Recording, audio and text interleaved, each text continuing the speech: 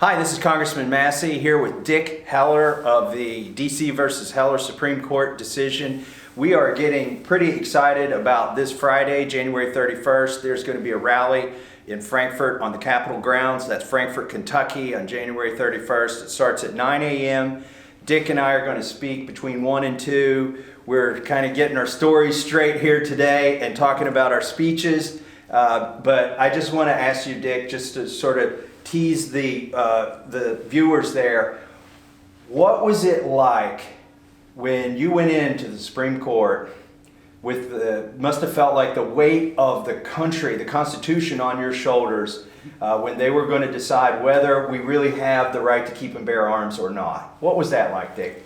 Well, interestingly, I didn't know very much about law at that time. I don't know a lot now either, but I know a lot more. And the fight didn't start in 2008 or a couple of years before. My gunfight started in 1976, okay, when I just moved into DC, bought my first gun, and then the city said you cannot have guns. So it took 30 years of stumbling into the wilderness, looking to learn legal ideas, supporters, and finally 1 and 1 makes 11 in a great world when you're an activist and you have persistence and passion about what you're doing. And we met up with the Cato Institute, and after that pretty much is documented history, but nobody knows about that 30 years gunfight before then. Now in 76, were you untrustworthy? Was it that they couldn't trust you with a gun? Because tell us about that. Didn't you have a job that required you to have a... Interestingly, here's a message that I hope every American can grasp.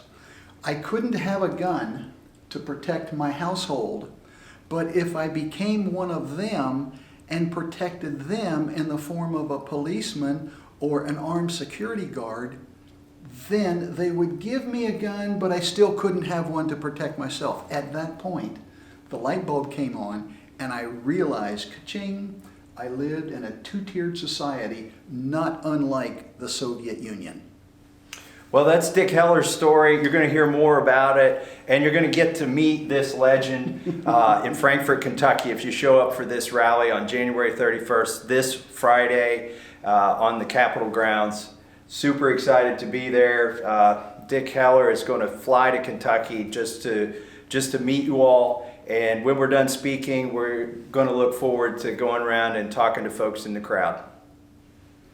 You're too kind, sir. Thank you.